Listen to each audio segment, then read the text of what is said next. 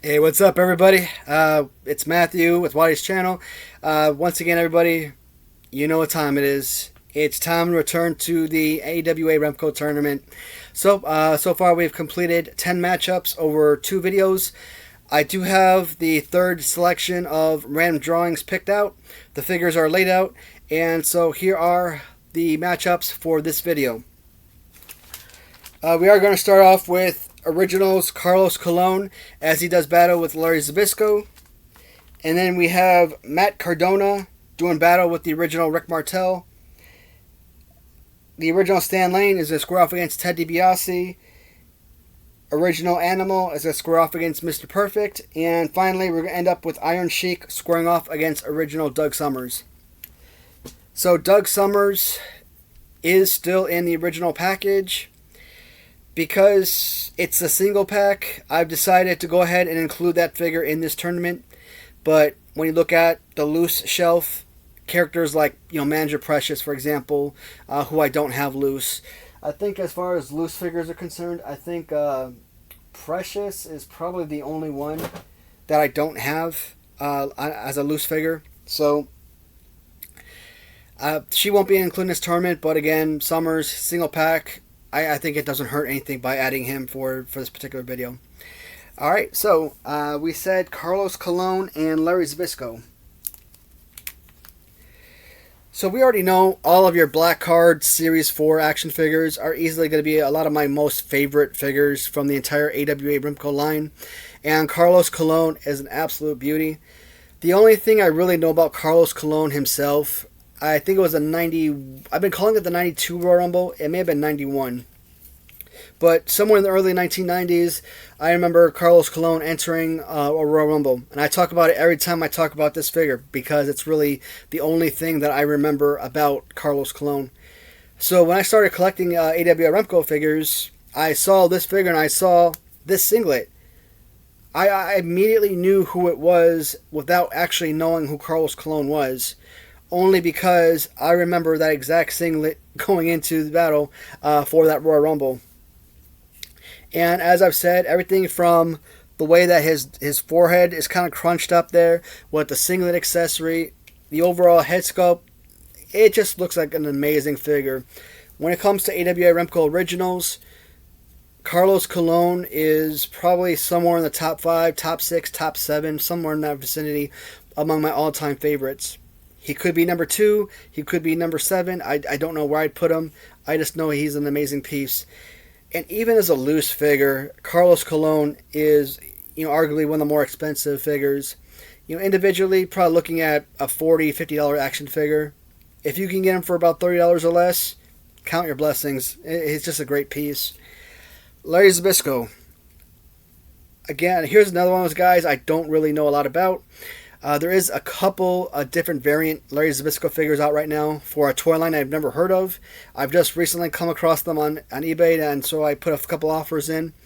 They were obviously denied, and I got offers for others, but I haven't accepted it. Maybe at some point. Again, it's not a toy line that I can remember because it's not something I came across in the past.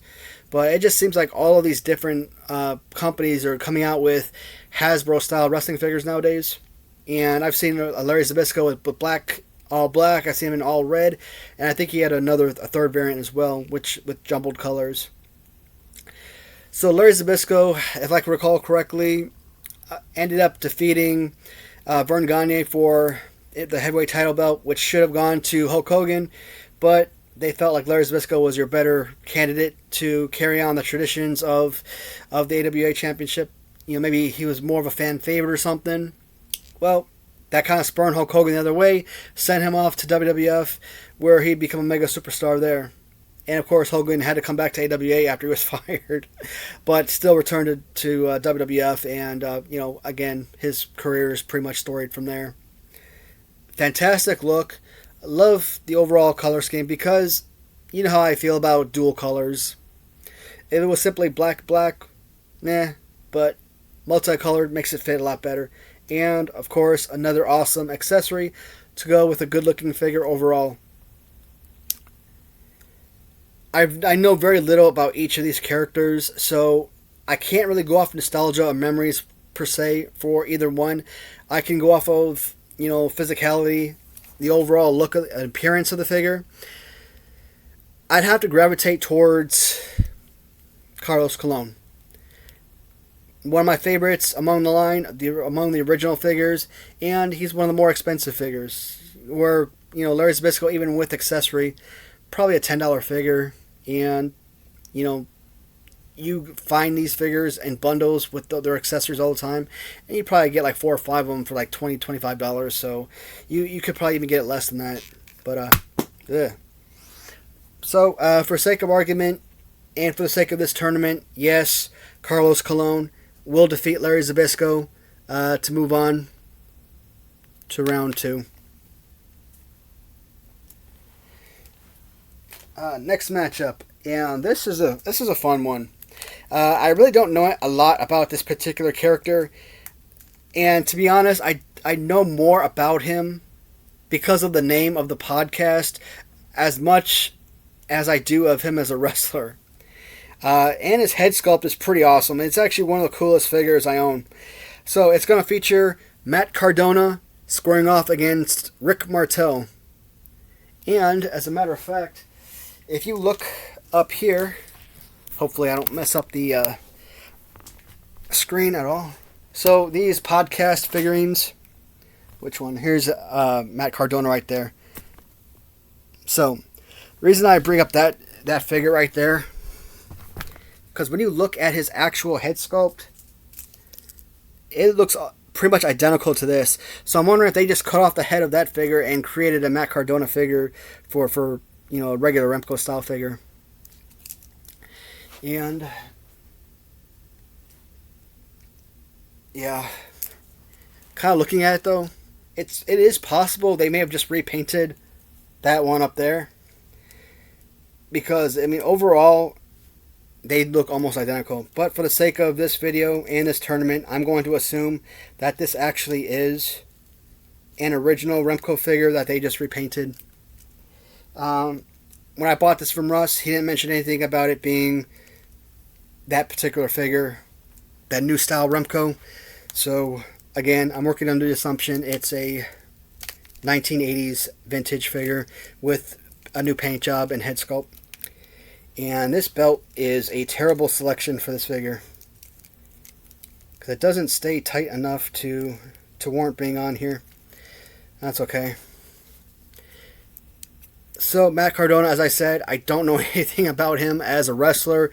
I know of the Matt Cardona podcast and the new action figures, and I think he has like a YouTube channel as well.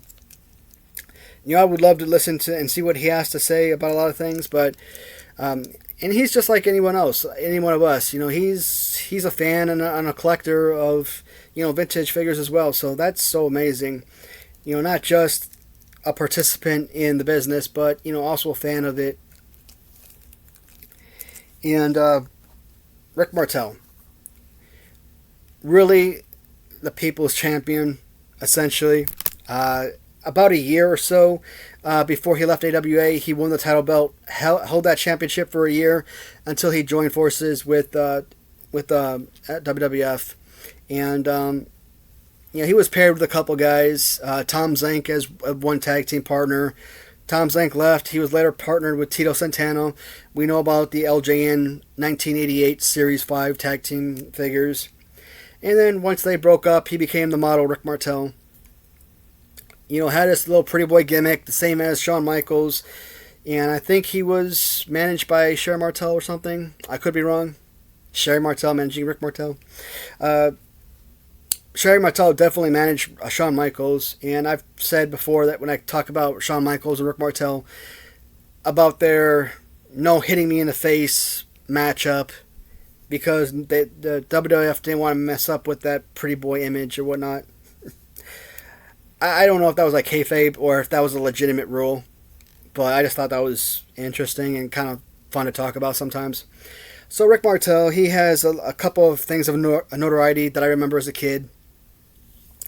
One of the biggest things that I can remember is at one point he was like the longest tenured in-ring participant of a Royal Rumble. I think it was the 92 Rumble. I think he was in there for like 52 52 or 59 minutes or something like that. Because I think it was 91 Rumble. It was Ted DiBiase, and he was in there for like 52 minutes. Again, these Rumbles all kind of like bleed in together. I could have it. I could say 92, 91. It could have been 91, 90. Whatever. You get the gist of where I'm coming from. Later on, he had this huge feud with Jake Roberts, where he took his fragrance spray bottle and sprayed him in the eyes, kind of blinded Jake Roberts. So later on, they got into the blindfold matchup. They both had a little, bag over their head, and the entire matchup was really boring, to be honest. They're just kind of feeling around for each other. They get knocked to the outside, and somehow they just magically find each other out there. Once they get back inside the ring, Jake Roberts gets a hold of him. Bam, it's game over. DDT time. That's it. Because I have more history with Rick Martel and more understanding, more knowledge of his character, I think that this should be a shoe-in winner for this matchup. But the Matt Cardona figure is just so awesome looking. I absolutely love it. And is he going to win this tournament? I think he could probably be one of the last 8 standing. It's just too good of a figure not to move on to round 2. No shade to the Rick Martel figure. Now, Rick Martel was released along with Baron von Raschke on 2 separate occasions in both Series 1 and Series 2. Neither Baron von Raschke or Rick Martel will be seeing again. We're just going to use them one time and that's it. So, that is done with that. And, who did I just have? Okay, Carlos Colon, that's why. And then Matt Cardona. Next matchup is going to feature Ted DiBiase versus Stan Lane. So, from the Fabulous Ones, tag team of Steve Kern and Stan Lane. We got the Stan Lane figure. Once again, another male stripper type. Supposed to be like really good looking guys or whatnot. Whatever. Same quality and figure that you would see from the Steve Kern figure. They swapped out the white with red. Overall, flashy, solid figure, great stuff. But he's going against the Ted DiBiase figure. Now you will notice this is not your late 80s $1 Million Man gimmick. This is Ted DiBiase that kind of matched up with your Matt Bourne and your Jim Duggan figure, forming the Rat Pack in the 1980s AWA characters. And $1 Million Man was just a solid worker. I mean, even today he's still around giving commentary and giving, doing podcast interviews and whatnot. A great talker all around. Because this isn't the $1 Million Man figure, I don't know if I should really mention his later, $1 Million Man gimmick character. But, so, who was it? Stagger Lee, that's his name. So, Blatant Interference was doing a 6-man tag, which included Stagger Lee. So, I wanted to find out a little bit more about that character and found a matchup between him and Ted DiBiase. It was a Ted DiBiase was heavyweight champion at the time. It wasn't for the belt or anything. It was just a regular match. But Stagger Lee comes in like 150 pounds, small, skinny guy, and he just wails on Ted DiBiase. And Ted DiBiase just absolute sells the heck out of that. Thrown through the ropes and everything. I mean, this man was just a worker in every sense of the way. Just an absolute fantastic performer. And whenever he was on the microphone, whenever he was in ring, he wasn't just a talker. He was a legitimate performer. One of the absolute greatest wrestlers of all time. And when it comes to heel characters, my all-time favorite, no doubt.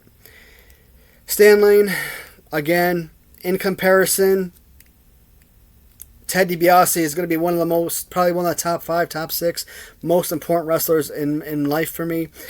I think very few characters for nostalgia in this tournament are going to match up to that of Ted DiBiase.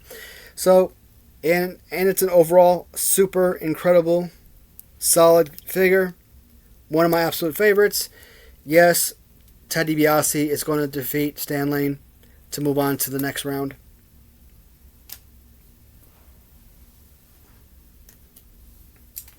All right, fourth matchup is going to feature Mr. Perfect squaring off against Legion of Doom Animal. So, as we all know, Legion of Doom will always probably have some of the greatest action figures. Whether you're looking at your Hasbro figures, if you're looking at your AWA Remcos, any of your modern day Jakks Superstars or what have you, the Road Warriors are legitimately the most premier tag team of childhood for me. And oddly enough, I had a bunch of different Legion of tag teams in my tag team tournament. You know, a couple different custom style LJNs, the Hasbros plus the Remcos. They did okay. Not super. They didn't go super incredibly well, but you know they were there. And I really thought that any one of those Legion of Doom figures would have made it a lot further than they did. Simply because, again, to me, Legion of Doom was always my most pristine, favorite tag team. But when you actually go back and actually look at in-ring work, I think maybe the Rockers, to me, should be my legitimate number one favorite tag team of all time. You know, Legion of Doom can definitely rake up there, number two. And of course, you get into tag teams like Nasty Boys, which are always amazing. Steiner Brothers will probably be further down the list. Natural Disasters will be higher up. It was just a fun tournament to make. I gotta thank Blanton for recommending that video for me, or that tournament, because I wasn't really planning on making one, and that recommendation came up, and I'm like, heck yeah, let's do it. And I just had so much fun. Someone who didn't participate in that tournament, mostly because he was a singles run guy for the most part. You know what? I lied. He did participate. He participated with Greg Gagne. So this obviously is not the original Curt Hennig original Remco. It is a custom figure, and it is definitely better than the original. I mean, the head sculpt is incredible, and even the ponytail, which is really solid. Now, the ponytail did break off when I first purchased the figure, and I spent like 20 minutes trying to super glue it back on. Went to something else, like some kind of shoe glue or something. Tried to use that to glue it on. Went back to the crazy glue, and I tried something else. I forgot what else I used. But eventually, after about an hour and a half of trying, I finally got it on to stick. So not a figure you're going to be bouncing around or playing with, but if you wanted a solid Curt Hennig figure for play or whatnot, great likeness, just beautiful figure all around. And if you look at it, it really is the original Remco, head sculpt. I'm not going to pull it down, but it is the original head sculpt of the figure. They just add the blonde hair on top and ties in beautifully with the figure. Curt Hennig, another one of those mega superstars in AWA. And you know what? I said Rick Martel was the one that had the championship for a year. I think it was Curt Hennig, as a matter of fact. May have said that backwards. I think Curt Hennig is the one that was AWA champion for a year, and then he moved over to WWF. So, one of the most pristine, popular, professional athletes in the business, but injuries kind of derailed his career like it does for many, and he became a manager and, commentator, etc. And eventually he joined up with Macho Man to square off against, the not $1 Million Man, squared off against Ric Flair and Razor Ramon for tag team belts. They didn't get him, but that was an incredible pairing. Macho Man was supposed to tag with the Ultimate Warrior. He was out of the company, so you had to find a replacement, and who better than Mr. Perfect, especially with his in-depth knowledge of Ric Flair. It made perfect sense. The 1990 Royal Rumble, man, I think that is what did it for him, what really got him injured. And what have I said before?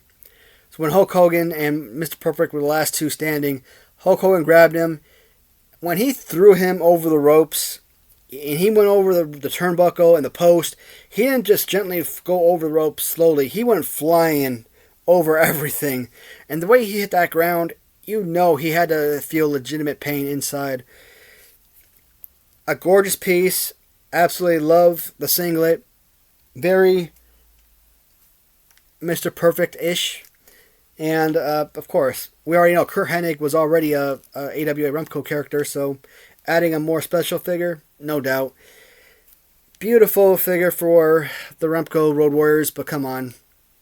I mean, for the most part, I think the custom figures are just really gonna tear up this tournament. I think there are very few original Remco figures that are really gonna compete against the major custom figures. And so, Mr. Perfect does move on to round 2, and we do say goodbye to Road Warrior Animal for this tournament. And we are at 20 minutes, almost 21. Now, the last matchup, as I said before, I'm going to keep this figure in the package. Obviously, he's the only figure that we're going to look at in this tournament, which is going to feature the figure still in package. I don't have a loose one of this guy. And it is Doug Summers. Now, Doug Summers is actually one of the best looking figures of the entire Remco line. He is the only Matt Mania figure I have on card, so this one did cost me a pretty penny. Overall, really quality figure. Great look aesthetically. Love the accessory. Another one of those characters I just don't know anything about. And who does he square off? No one other than the infamous Iron Sheik. Iron Sheik, another mega superstar of the AWA. And what have I said before? But it just seems like everyone in the 80s, especially the 70s and 80s, passed through AWA on their way to WWF. And Iron Sheik, again, was another one of those mega superstars in AWA prior to joining WWF and becoming tag team and heavyweight champion. Just an absolute legend in the World Wrestling Federation and for many fans of the 80s. Along there with right there with King Kong Bundy and Nikolai Volkov, Iron Sheik, those three guys really were your bad guy faces of the franchise. And at the top of the face of the heels was Iron Sheik. And what I love about it is they keep the elf shoes. I mean, that is extra pointy. That is dangerous. Like, you could literally cut somebody's eye out with that. That is, wow. But beautiful. Dual colors on the boots. Great display. I think that's a camel, if I'm not mistaken. That's supposed to be on there. For the Iranian wrestler, Iron Sheik. And, of course, in the 1990s, during the height of the Gulf War, I can't remember if he was portraying an Iraqi or if he was still an Iranian character, because I've talked about it before with General Adnan as like your manager, or excuse me, General Adnan Al-Kasi, who we're going to talk about later on, was manager, and then you had the Iron Sheik, who, tag team with like Sergeant Slaughter and whatnot. And I kind of mentioned that I didn't feel like Sergeant Slaughter as an Iraqi turncoat would have fit well with an Iranian wrestler, because again, Iran and Iraq do not, really see eye to eye, and it just didn't fit well, I didn't think. So I'm trying to remember if he actually portrayed an Iraqi character. And General Adnan, again, he was another one of those characters that kind of looked like Saddam Hussein, so it kind of made sense to kind of bring him in as that character with, the Sheik, falling under him and whatnot. Absolute gorgeous figure. I'm surprised they did not come up with an Iron Sheik for the Remcos. Already part of WWF in 1984. And, it makes sense. Because I'm like, why did, Al-Kasi get a figure, but the Iron Sheik didn't? That's okay. And they're both referred to as the Sheik, which is interesting. The Sheik Al-Kasi for Remcos, and then, of course, the Iron Sheik in 1984 for the LJNs for WWF. Awesome figure. And to me, I think it's an easy choice. And I'm not choosing Iron Sheik just because this guy's carded and I don't want to keep pulling out the carded figure. has nothing to do with it. I just think that the Iron Sheik is a far superior character, or far superior wrestler, and you know, a legend who died not too long ago, probably within the last month or two, and you know, that hurt a lot of people, you know, myself included. I actually, at least I could say, I actually grew up watching him wrestle from time to time, so I do have a lot of knowledge with the Iron Sheik compared to a lot of the other, you know, Remco characters. One more look around with this amazing piece. And this will end video 3. Just to recap, I'm going to have to pause because I need to remember who won against who. Alright, so Carlos Colon, he defeated Larry Zbyszko. Rick Martel. Matt Cardona defeated Rick Martel. Ted DiBiase defeated Stan Lane. Mr. Perfect just defeated Animal. And of course, the Iron Sheik defeated Doug Summers. Alright, so we are through 3 whole videos. 15 matchups. That's 30 figures we have looked at. And we're probably halfway or so to the conclusion. So I figure we'll probably get through about 6 or 7 videos, and that'll close out round 1. And once again, I'll probably be posting these videos once every 2 or 3 days, so I'll have plenty of time to make those videos and get them posted in the meantime. Alright, so once again, everybody, you know, thank you so much for watching. Talk to you in the comments, and see you next. See you next video. See you in the next video. Sorry. Anyways, I want to, actually, before I end, I want to talk about what was it? It'll come to me. I'll talk about it in the next video. Alright, guys. Thanks again.